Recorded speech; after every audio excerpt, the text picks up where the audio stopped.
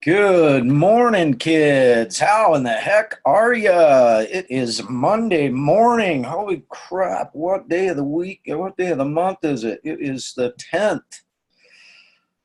Holy moly, the 10th of June already. Wow.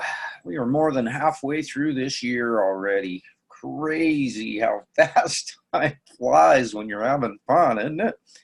And anyway, welcome to the Kong Family Show. Today we are going to talk about fur babies and animals in general. Because guess what, kids? We are not the only animals that can benefit from Kong and water. And so, we are going to do something a little bit different today. Well, not really all that different.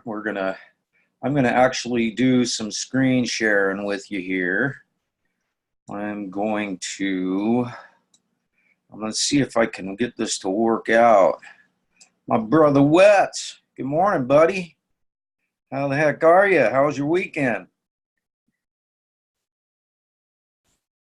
Can you hear me?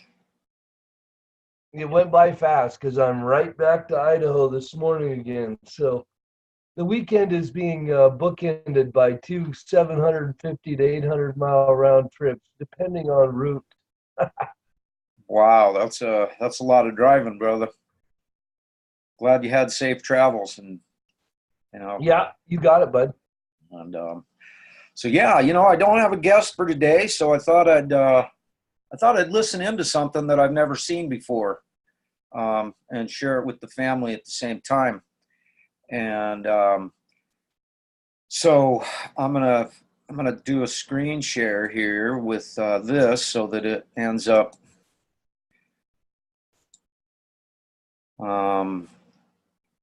so that we can show. I'm going to show this Dr. Tim Crowe here. He's a veterinarian.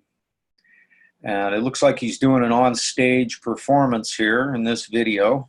It's about 46 minutes long, and I thought this might make for some interesting listening this morning.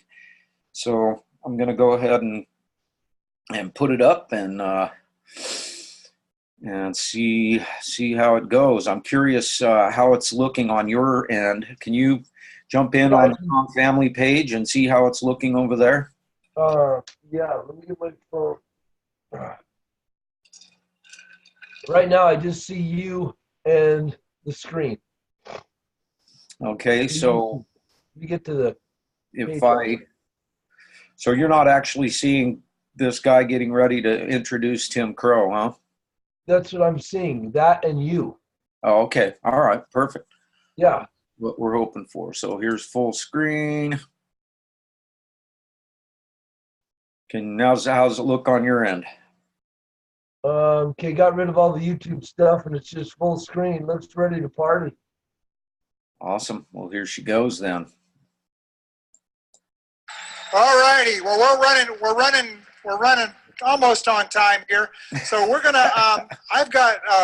Well, that's Brian. When Stan told me about this water filtration system that was talking to us, this guy's been around the industry for over 30 years, and he actually developed the filtration system for the White House. He lives in Maryland, and can you imagine what you have to go through to be able to do the water filtration for the White House? You know the scrutiny that you have to be put through? Well, this man, he was telling me a little bit about it. So I just wanted to bring him out on stage. His name is Michael Patterson. I'd like to bring him out right now. This man has been through so much scrutiny. He's got the best water filtration that you can ever imagine. I just wanted to ask him a few questions. Welcome. Thank you, Brian. Thank you. Come on, everybody. Give him a round of applause. We heard him yesterday a little bit. But Michael, I wanted to ask you, speaking for the distributors, we've got two major issues with one with well water and one with city water. How does your filtration systems address that, and what have you noticed from your experience over the last 30 years on addressing those two? Well, basically, you boiled it down to the two most often asked questions that we have. If I was to, don't stick your hands up, but ask how many people are on well water, about 25% of you would stick your hand up, and clearly the balance would be on city water. And the big difference is on city water, the municipality does the best they can with their limited funds to provide water that they've developed a protocol for, which are standards developed by programs called risk assessment. Anybody ever hear about risk assessment out there with those water standards? Basically what they're doing is they're trying to figure out how much is too much for the kind of money that we have to spend to clean your water. And with that, they usually run a real simple test every day. They look at the water, and if they find a problem, their main answer is called solution by dilution. They'll just add water from a nearby municipality to get it down to what's known as maximum contamination limit, under that limit. The word contamination is what rings in my ears. You really don't want any of that if you can help it. So on city water, we've developed a system that can handle in nearly every city that we're going to come across one system. But you had a second question about well water, right? Exactly, you bet. Okay. Well water is, unfortunately, it can be the best or the worst. Some water's thousands of years underground, but the chemicals that they can come in contact with, you never know when they got there. And there are three major issues. You have microbiological, you have organic and inorganic, and you really want to hope that none of these show up. But because a well water can change daily, it's generally best to have something that accommodate all three. We've got that as well. Awesome, awesome. Let me ask you a question on the White House, just out of curiosity. What did it take to get in there and perform the filtration system and so forth for them? Well, I had worked with NASA, and when they had their 25th anniversary. Just taking a quick break here real quick because I want to see what I want to try and see what you guys are seeing on that end from the Kong family page. Are you guys actually seeing this video, or I'm wondering. I tried giving you a thumbs up. I went and checked. So it is playing on the Kong family page? Yeah, I'll go back again, but that was the idea, to help you keep flowing. Let me get here.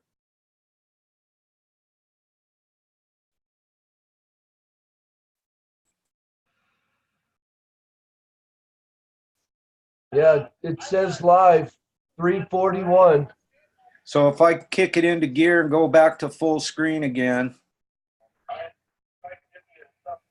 it's still showing on the Kong family page?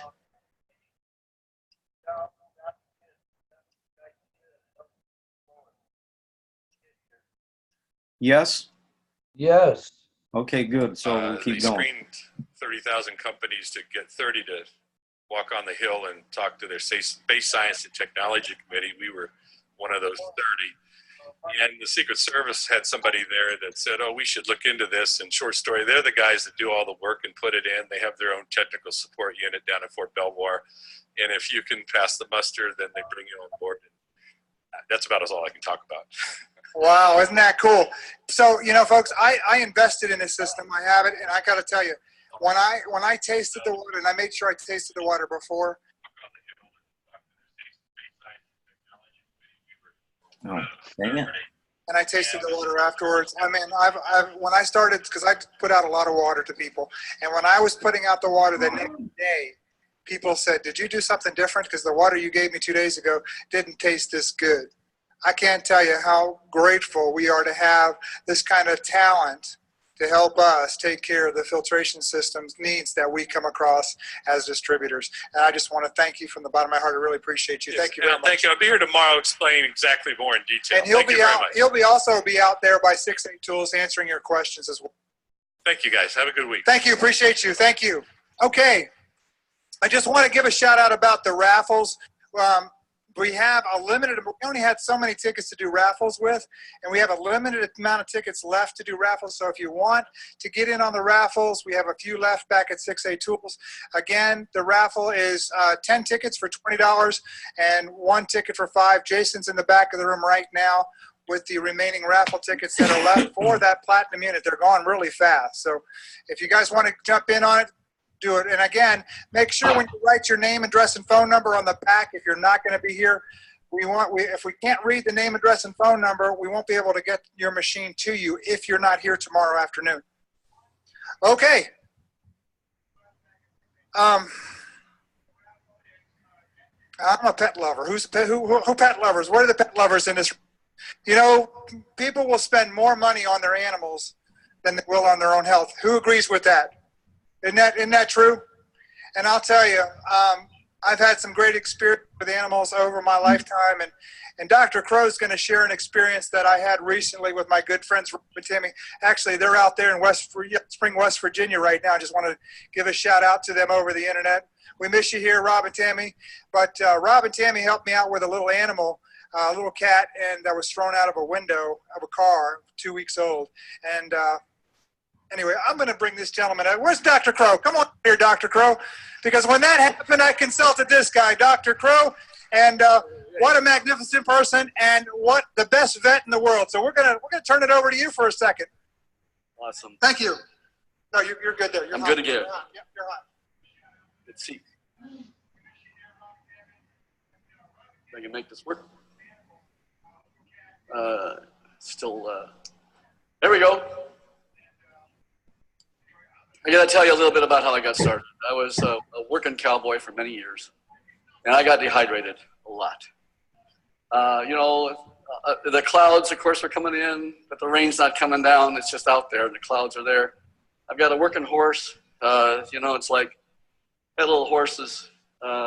Also, we work along with the areas of water that are just kind of like always. Have you ever heard that song about, cool water and how well you can be dry and all? And so I did get into water just from dehydration. And of course, this is where I got started, working cattle, seeing that the cattle were also dry, like.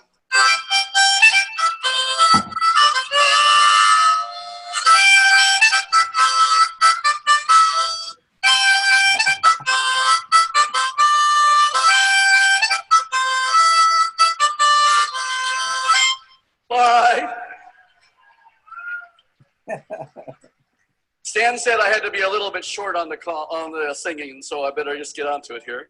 But seriously, I'm a part of the Institute of Health Management and Mass Destruction Defense. That's a lot to do with disaster. And I am pleased to report that the Kangen Water Unit is actually published in two unit articles related to disaster management when we're going to need water. And it's very powerful. And I'm with, again, the College of Public Health, the University of Georgia. And I'm just kind of on the fringe of it, though, because most of spend my time as chief of surgery there in critical care, and that's in Chattanooga, Tennessee. And then I'm with them as a medical director for hyperbaric oxygen here in Florida. And then I'm a captain with fire safety officer with Oconee County Fire. And so I kind of play all these hats. And do I get dehydrated sometimes? And I'm sure that all you do too. And I just bless you for getting into the water, which I got into it kind of secondarily, as you guys have all been working with it for a while. And I will, of course, have to give a lot of glory to God. We talk about spirituality. We got to say that. Just think about our universe and just looking at a cloud. A cloud weighs over 220 billion pounds, 1 billion kilograms, just one cloud that's cumulus. And our oceans, of course, 71% of our Earth's surface is water. And 69% of all that water is in ice. And if it melted suddenly, all of it, just think, we'd be underwater. The entire Earth would be underwater 2.7 kilograms higher than the entire surface of all the Earth.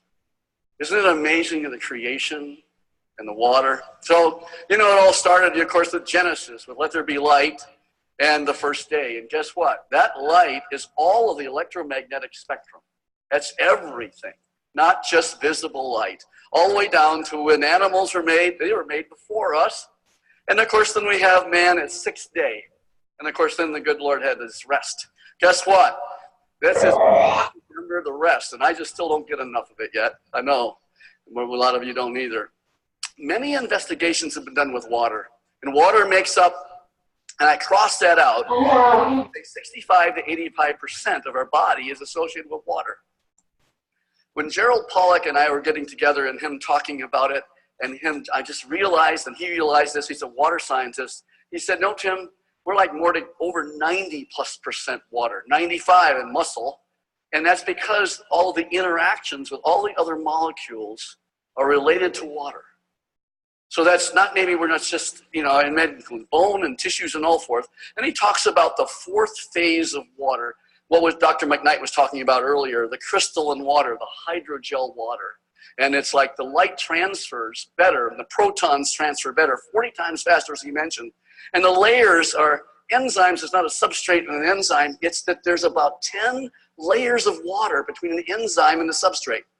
Didn't know that. You know, when we go to vet school, med school, and all that, we think about all this stuff about interaction with enzymes and substrates. Well, now we know it's water related. And if the better the water, the better off we're going to have with transfer. And so the water molecules are important because of the channels that are important for the light.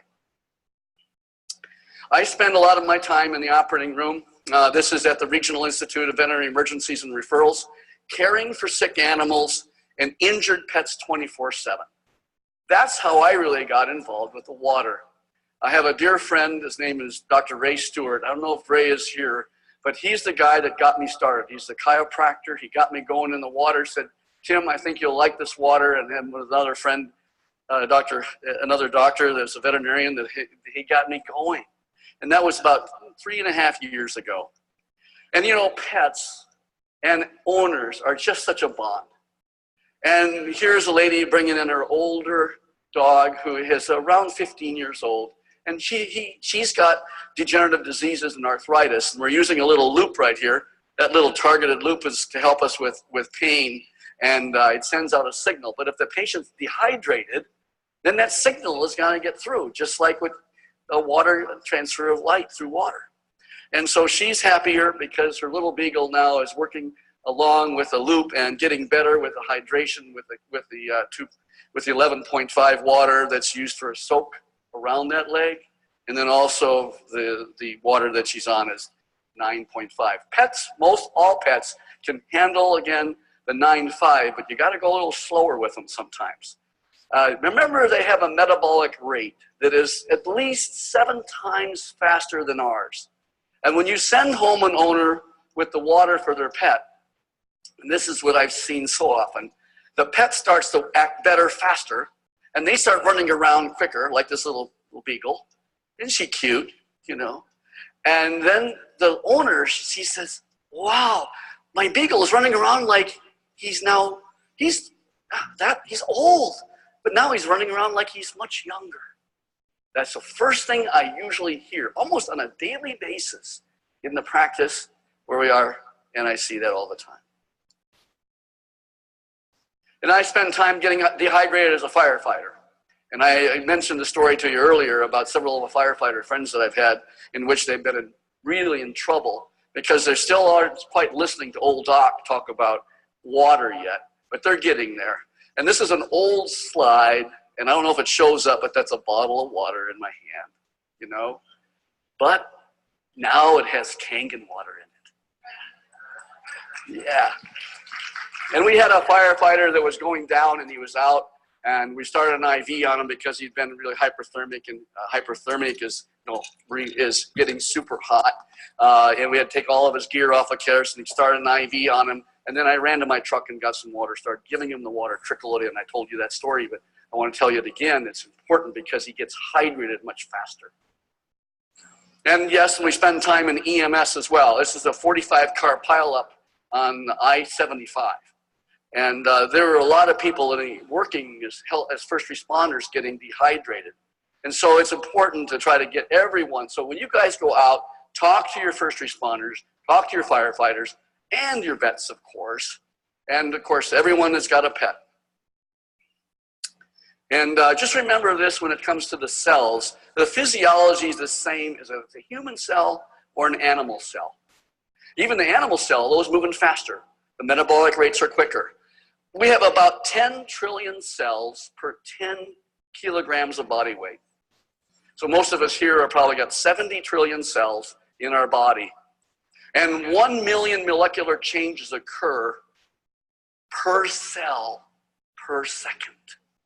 Think about that. Every cell has 1 million molecular changes that occur every second. And there's this all about then these radicals that are formed when there's a lack of oxygen. And there's chronically a lack of oxygen. We're not as efficient as a machine. And then we have acidosis, where the buildup of acid, like you talk about lactic acid for the, us that are working hard, but at the same time it happens with all of us, we get acidemic. And we get all the it leads to inflammation, toxic and aging. And you've heard this story before about how it's linked to cancer. Pets have, again, the 7 to 10%, 10 times faster metabolic rate. So they get cancer quicker. They actually then respond quicker on the other end. So if you can save their cells, they're a sentinel for human disease. And we see 60 times more cancer in our pets. Let's say one may be malignant tumors like mass and breast cancer. And so that really is an important area that we can help our pets stay better, stay healthier longer, and if we can get them on the water quicker. And again, that means that we have 7 to 10 times more cancer. In most cancers, it's at least 7 to 10 times more cancer. They're closer to the ground, they're smelling the ground, they're taking up all the toxic materials that are in the ground, as well as, of course, the water. And so let's look at just cellular division for a minute with any cell. And we have about, in the body, we have roughly around 25 million, I should say, mitosis, cells division per second. 25 million every second with cellular division. And this is a little slide from the Hughes Institute that looks at crystalline water.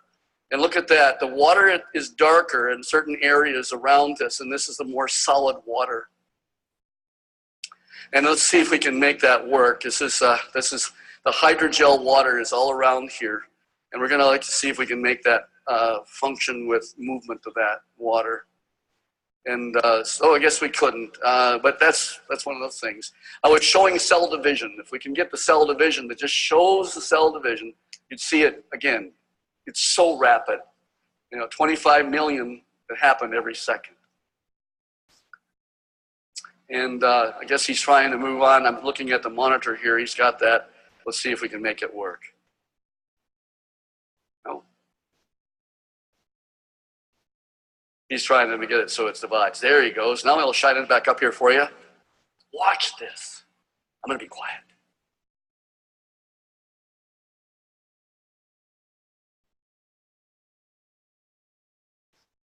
Dividing.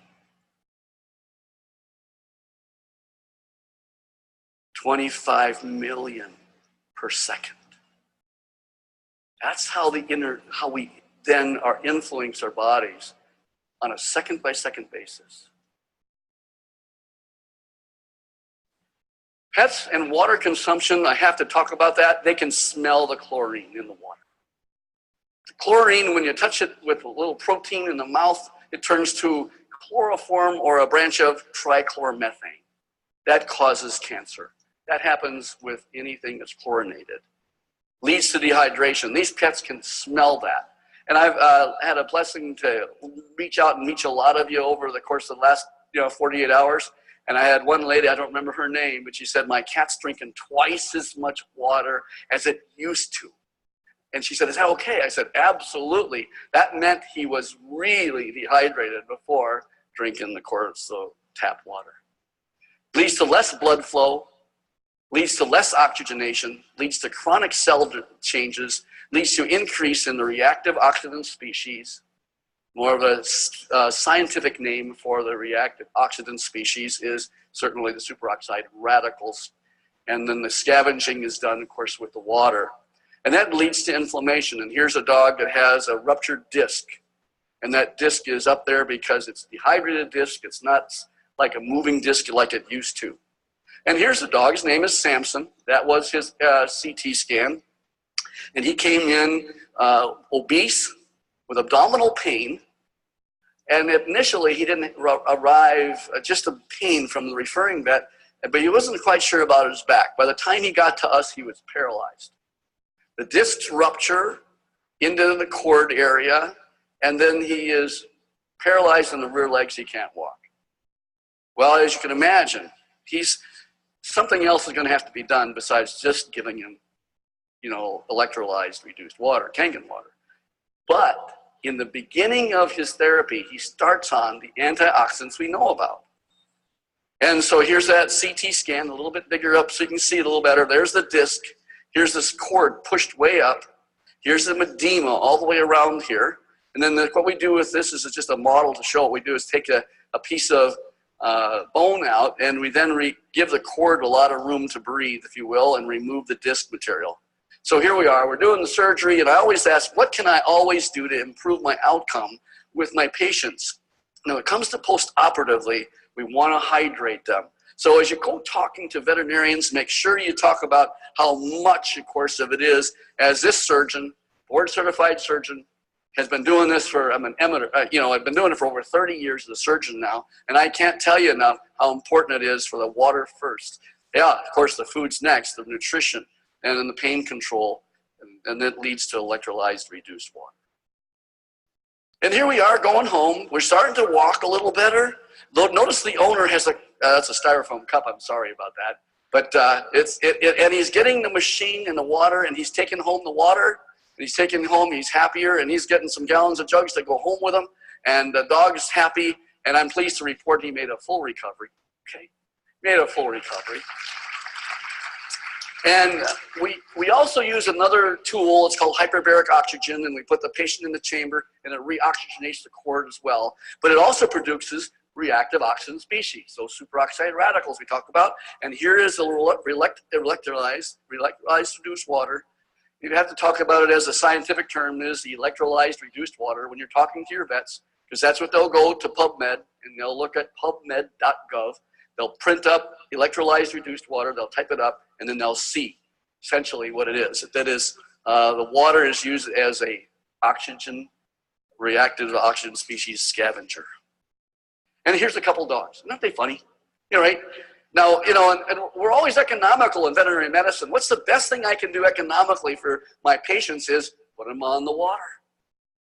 And here we are, though. There's two riding together. We call it a ride-along. I'm not sure who's really driving the bus here, but this is the hyperbaric chamber here. All right? So we got a happy owner, and we got certainly a happy surgeon because he's got the water. And guess what? I start to go drink the water right away coming out of that operating room. Okay. We have general guidelines we want to actually bring to you. And that is you start with 8.5. And that's because most animals are somewhat toxic. And some, if you start them right away at 9.5, we see a diarrhea. Not all the time, but boy, in somebody's house, you don't want that dog to run around with diarrhea all over it. So it spoils the whole situation. So you go, yeah. And so you always do this. Place and use glass or ceramic. Actually, metal bowls are probably not the best either because they take actually electromagnetic radiation. It's not all good radiation. It's microwave. Some of it's microwave radiation. And it goes into the bowl and acts like a radar dish. So go back to utilizing things that are glass or ceramic. Then change to 9.5, and then go to 9, after you go to 9.5 for 9 a week, then 9.5 for a week. If they stop and they start to feel a little bit like a little diarrhea comes on or something, stay right there and don't move it. Go back to where you were.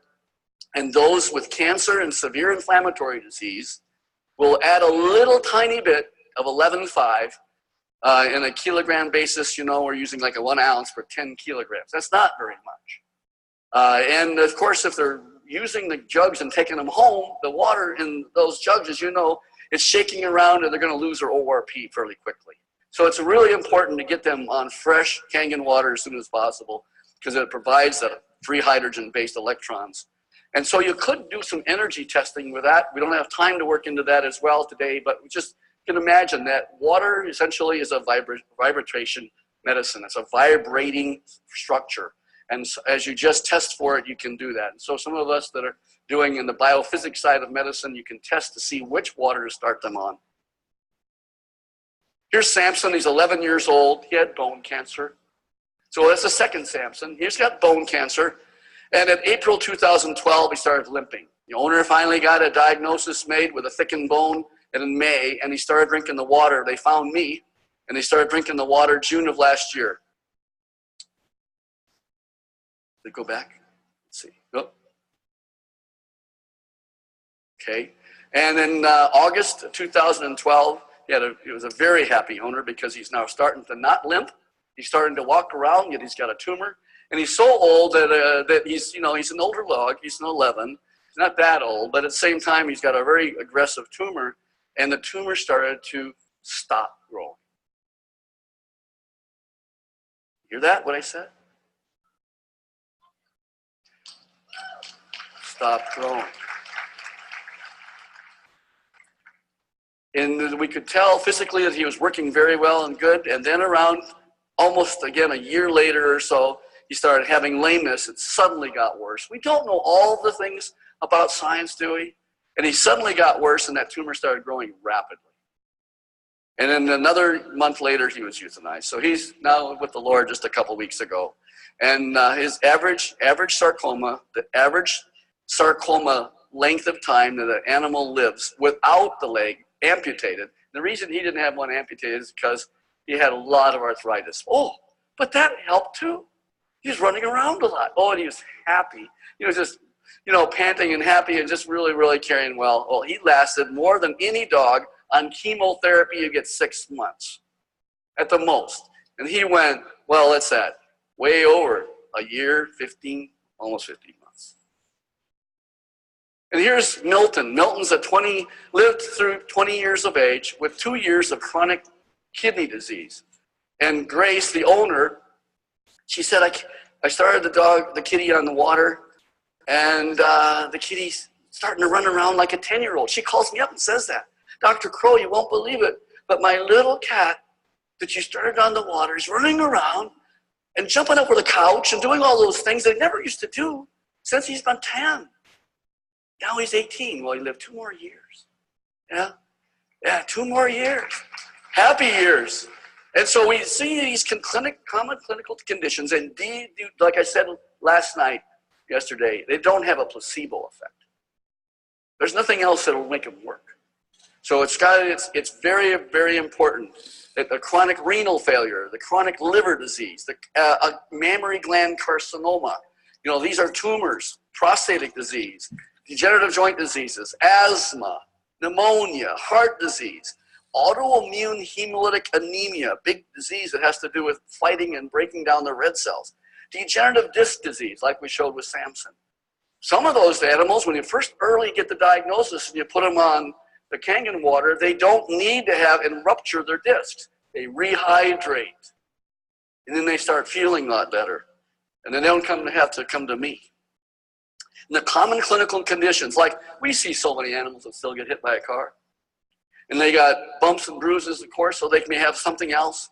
Snake bite, and we see burns. The burn patients do very well with the pain. You know how important the burn is for pain? To help take care of the pain, we put 11.5 on the water. And I say from Dr. Horst, my friend Horst, he's talking about also, Horst Felter, talks about using 11.5 on the burns as well for humans. And then foreign bodies, we remove them. Dental and ear diseases are common, and bowel disease and eye and conjunctival infections. And it brings me to Maggie. This is Brian Welch's little kitty.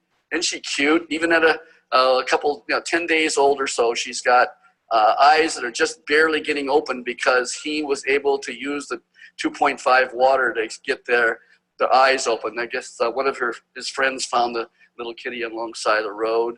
And of course, the nose was all conked up with a lot of pus. And the kitty was, I won't show you the other end because it was even worse looking, but they had maggots all the way through that cat. Very toxic, very toxic. So squirting that 2.5 water up into those maggot holes made it really, those maggots just come out, the infection that's involved. Remember, there's no bacteria, no virus, nothing like that actually withstands 2.5 water. Nothing.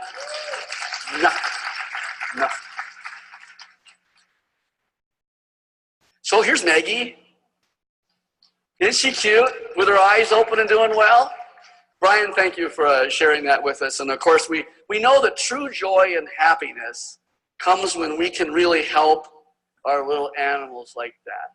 And so here's Maggie today, 2 days ago when we took this picture. And you can see who is the happiest. I don't know. I think they're both very, very, very happy, you know. And let's look at what's going on with her at this point. Sorry about that. I guess that picture didn't show up. Well, we'll go on. But Maggie has got some other thing related to potentially an eye situation, in which I just told Brian to go ahead and start soaking the eye area with 11.5 to get the antioxidant available into that tissue, because it could be still left over from a meibomian gland that is stuck and it's got a little swelling there. So he's going to go for that. We see severe wounds. I mean, I had to show you some bad wound. I'm a surgeon, okay? Sorry. All right, I know it looks ugly. And we see severe wounds. The first thing you do as a pet owner is to, of course, cover that wound. It's bad bacteria. There could be MRSA, methicillin-resistant staph that we get. And we also see severe contamination. Severe infection leads from that contamination. We see shock, dehydration. Can you think of things you can use out of your machine for that? Absolutely, right? Okay, we're going to go low, the electrolyzed oxidized water, low pH, 2.5, nanoclustered, or essentially it is, you know, declustered, and that is gets the water into the tissues to help rehydrate. And we know that infection is related to dehydrated tissues. So you're going to rehydrate the tissues, use something that's going to kill the bacteria, stop the bleeding, put some pressure on it, and then use the, you know, an acupuncture point of Li11 right here in the arm is very good for animals. Any kind of critical ill crisis situation, Li11 right here, it helps calm them. And then also Governor Vessel 26 for resuscitation, you know, and that helps there. And then anesthesia, and of course in the surgery that we do, and this, of course, we're getting prepped up in surgery to do a bad wound case. Because remember, again, electrolyzed oxidized water, the scientific term of what you're using, which is the low pH, the 2.5 water, kills viruses, kills bacteria, kills fungus. It's used for irrigation, though there'd be a severe wound like isn't that wound better now? Remember that wound? Yes, we had to do a flap and irrigate all out, but that's all we got left, and that was just taken this last week. All right? These wounds just amazingly do so much better. And then we use it also in the dentistry, for oral infections, for the bad burns we talked about. In the burn situation, the burn wound is infected, we use the 2.5. Then follow it with the 11.5. On traumatic wounds, same thing. Again, we do the same thing. Use infected wounds again and follow it again with 11.5. And so head injuries, I have to tell a little bit about that. Hydration plays such a big role with head injuries. Unfortunately, a lot of us veterinarians, we learn to give fluids, and fluids makes the brain a little more swollen. So we need to be able to, of course, do things to help. This is oxygen going into the patient. We're watching his pulse oximetry. That's something we use for oxygen to monitor oxygen levels. It's really interesting when we start trickling in water on some of these patients, how their oxygen levels, you can measure, and they're going up. It's like blood pressure going down because they got more flow. You see the oxygenation going up. And then here's what a little dog, his name is Sally, her name is Sally, and she had half of her face almost removed by a machine, farm machinery, just take off half of her face. But she's the happiest little pup because, again, we use 11.5 after we use the 2.5, and we did that frequently, and she's just the happiest little girl. She just has one part of her nose, but she doesn't know that. She's just the happiest little girl altogether around.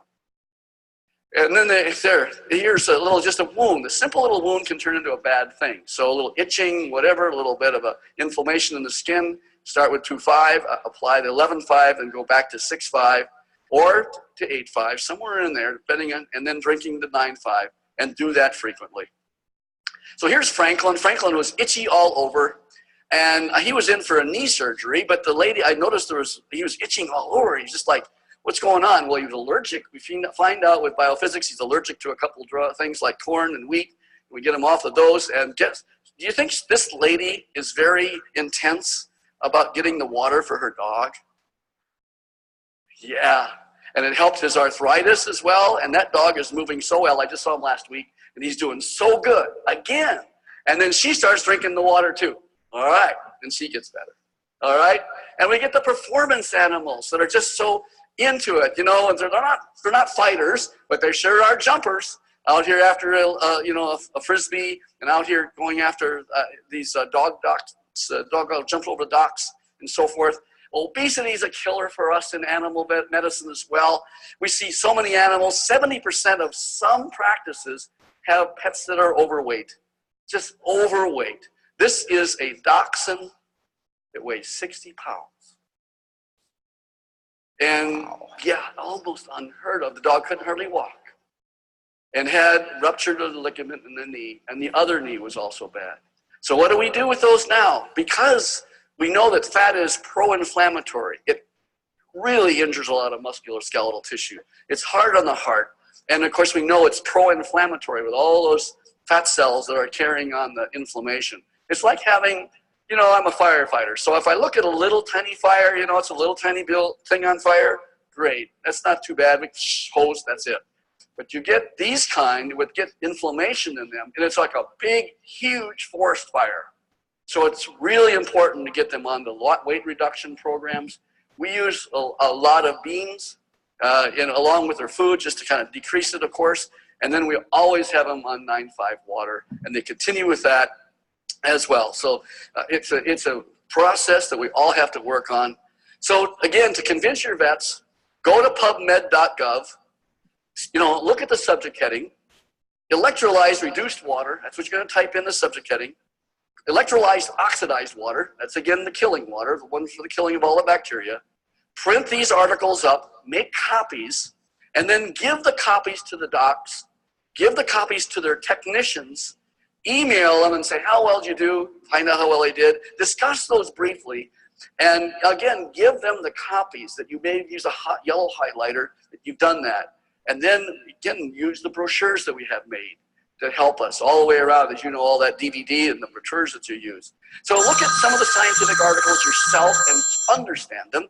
They're not that difficult, as you will. Here's Journal Biomed Center, and of course it was published, Neuroprotective Effects of Electrolyzed Reduced Water, and its model for water containing, again, molecular hydrogen, and it has the platinum that's monoparticle platinum. That's why it's really stabilizing those electrons. So this was published out of a university called, again, Kyushu University out of Fukuoka, Japan. And the experiment involved neurotesting, of course, these mice under oxidative stress.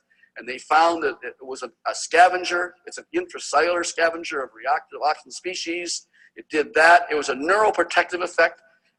Profound and out of a scientific journal. Then it's okay to give them a background. You know, Doc, are you familiar with what's been going on in the area of injury with these reactive oxygen species? You can talk to them about it. Well, here's what it says. And just yellow highlight it again. Just make sure. So here's, it represents, the brain represents only 2% of the tissue, but 20% of the blood oxygen goes there, consumes that. And 25% of all the glucose is produced there. For that reason, the brain is considered the most vulnerable part of the body against reactive oxygen species, and by a byproduct of aerobic metabolism. So we get oxidative stress. It's related to the series of brain dysfunction disorders. And in people, and I just parentheses that, in people, Alzheimer's.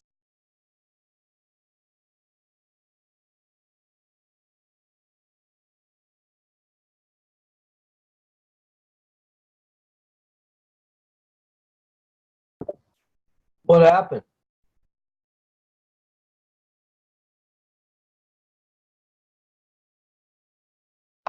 Knowing our environment. And so do what we can to be able to get them through their seizures by, again, giving them electrolyzed reduced water. So in summary, we have a tool, you have a tool. It's probably one of the most profound tools, I think, that the whole earth, the whole world has. And you are all pioneers in being able to present this to your friends, to anyone who has a pet. I mean, even including the pet turtle. Okay, they love them. You know, it's a little pet squirrel, pet, you know, anything that is, they're loving, and by them showing them the love by giving them the water, and then they see the difference. They see the difference in what that little animal is showing them. My granddaughter has a small, little, tiny rat. It's been her life, if you will, for a while. And that rat's certainly not going to live all those many years. But she is learning to be, quote, the vet in the family as I leave, okay? And she's going to continue with what she knows about little electrolyzed reduced water for her little tiny rat that's now growing and continue. By the way, I don't think I've seen a rat grow and continue to kind of grow, but actually running around that wheel and running around all over the place like it's still just a very young rat. Now it's 2.5 years old. It's amazing. So we see many pet diseases are associated with dehydration. We see that it's a very effective hydrator with 99% of all our molecular structure in our body containing or associated with water. It's just the way it is. And because of the unique hexagonal, if you will, nanostructuring that we see, nanoclustering, the most like a hydrogel water in the cell, we know that it's so important for us to know what? To get them on the water. Because it is a free electron donor as well. It consumes, it consumes our reactive oxygen species, essentially. And it's because the pets have a faster metabolism and a shorter life, and they are a sentinel for us all. When we then show the difference with electrolyzed reduced water, with the Kangen water, we see that they, can you see this dog? I took a picture of him and I know he just had the water. I want some more. And we have a smart little kitty here that's even looking at this is Maggie again when she was younger. And then look at that, Kangen water. She's looking right straight at it and she wants it. And this is Bama. Dog's name is Bama. And this dog was paralyzed. She had a disc that was ruptured. She came in wobbly and then went fully paralyzed, all 4 legs. We got Bama on the water. We got the whole family on the water. Family has issues as well, as all do. And as a family, they got better. And then I'm pleased to say that Bama's running around again. She's running around. That's good. So if I had time, I'd say for questions, we'll have those later. There's my email address. If anybody would like to, they can have that. That's crowdvm@gmail.com. And my cell number is 706-296-7020. I don't mind sharing things with you all. And as you know, sometimes I spend some time on the phone. Sometimes I can't get to you right away. I'm stuck in an operating room or even fighting a situation like a fire. So yes, we are, all of us are like firefighters. We are carrying children out of a fire. What's going on here is that we're carrying our family, our pets, out of a situation of smoke, of toxicity, of reactive oxygen species, and that water is going to do it for us. Thank you so much. I really had a chance talking with you. All right. Wow. I so appreciate it. Come step out here for a second. Come on, everyone. Give it up for Dr. Crowe. Come on. First of all, I just want to say I'm so proud. I got your card a year and a half back, and I live in Orlando. And where's your office at? We're in Chattanooga, Tennessee. And this is my veterinarian. This is the man that I take my animals to all the way up there to his office. I appreciate you. We're so blessed once again to have a great man like Dr. Crowe on board with us. And he's going to sign some DVDs, and we're going to be giving away on the raffle some of his DVDs. So we're going to have you sign it. If you would for me, just sign a couple of DVDs back here. You got some Sharpies back here. All right. Thank you again, Dr. Crowe. I just want to, yes, come on, everybody. One more time. All right.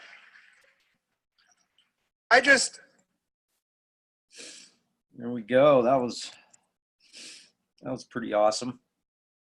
I think I can utilize that somewhere.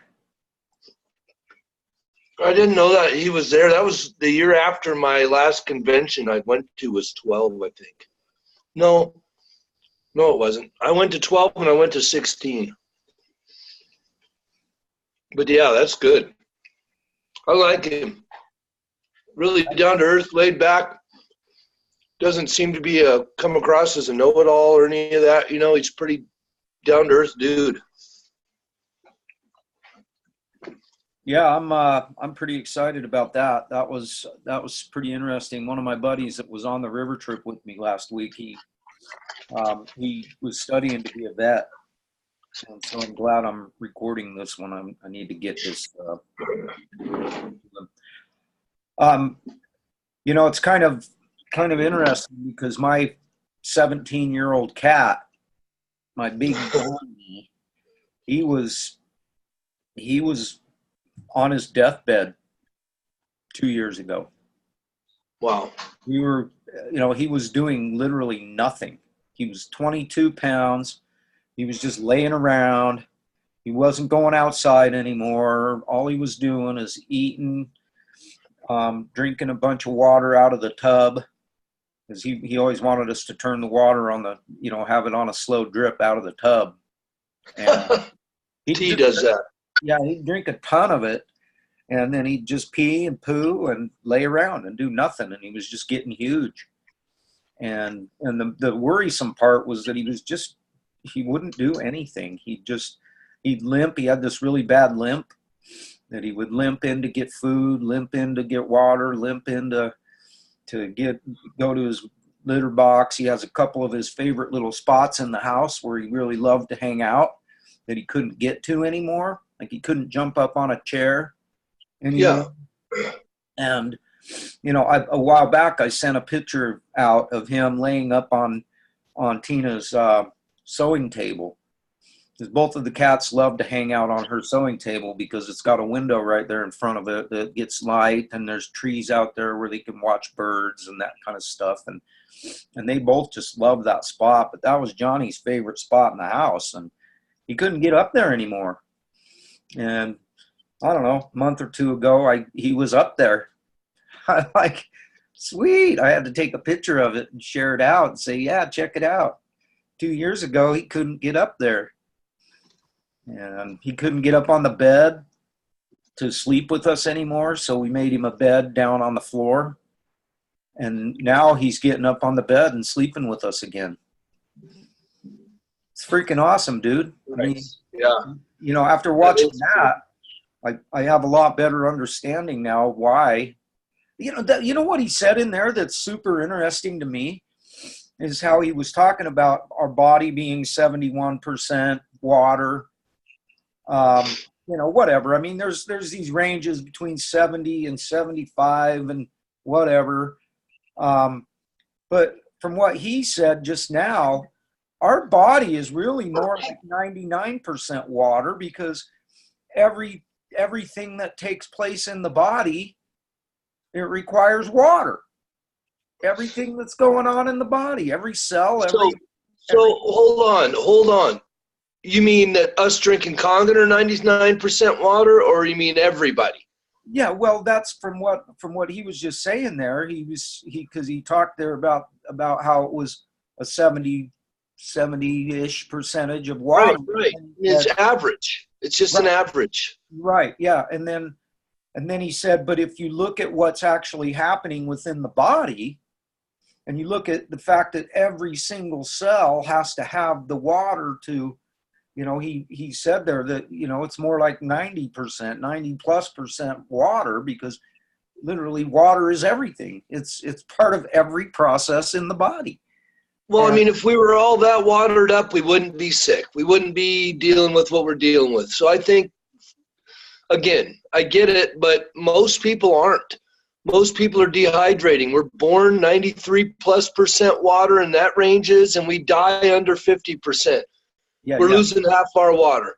So, I mean, we can't, I mean, if I'm understanding you correctly, I get it ideally. And if I'm drinking this water, I'm definitely more hydrated than the average person not.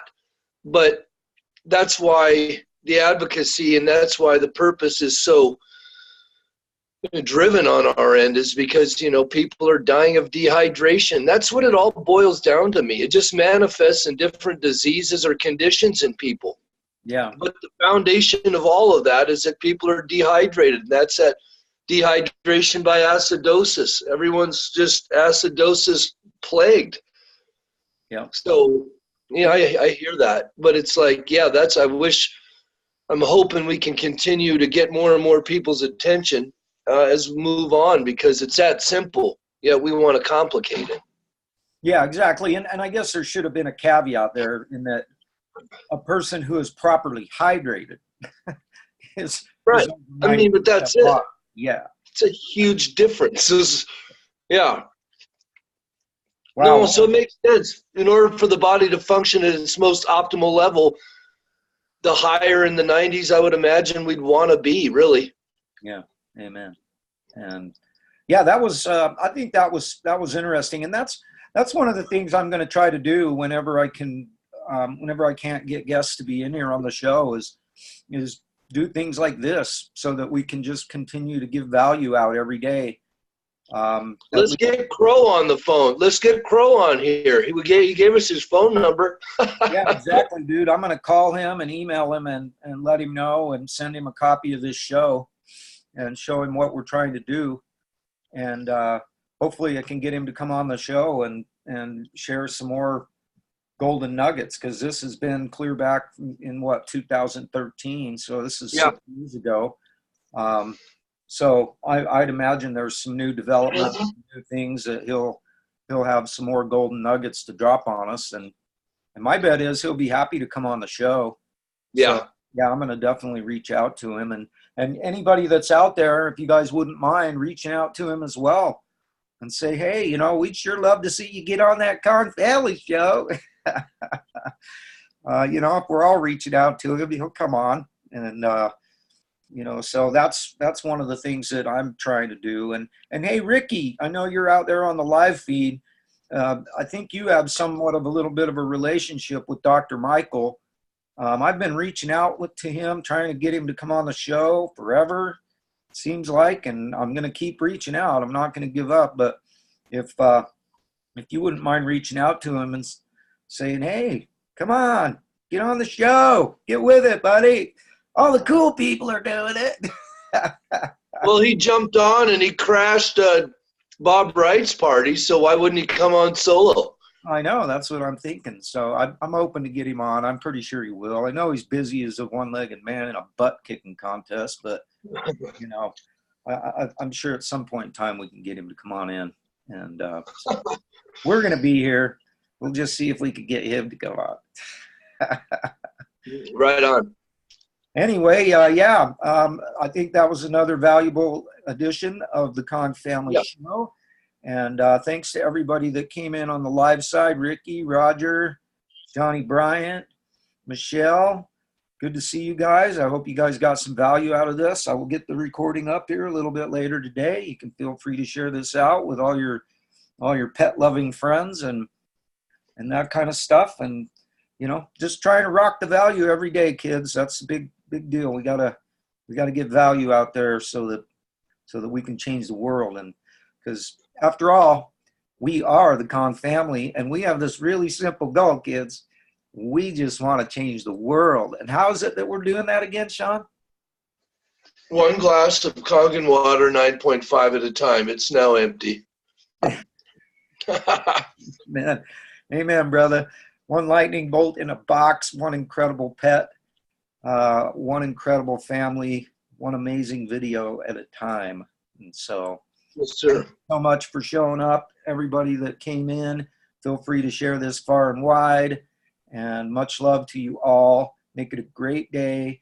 And of course, do not forget your hugs and your HooDeeHooos. And oh, guess what? Before we leave, I got to tell you, I got word from Julio today that coming on this Friday, he's going to be coming back through. He's going to be coming back through on his way back to Chicago, and I'm going to get to meet my brother Julio. HooDeeHoooo! Nice. Stoked for that. Can't wait. We'll have to take some pictures and some video and you know, let everybody see the meeting. So, That's it. anyway, guys, love you all so much. Make it a great day. Change somebody's life, starting with your own. HooDeeHoooo! Nice work, bud. Much love, kids.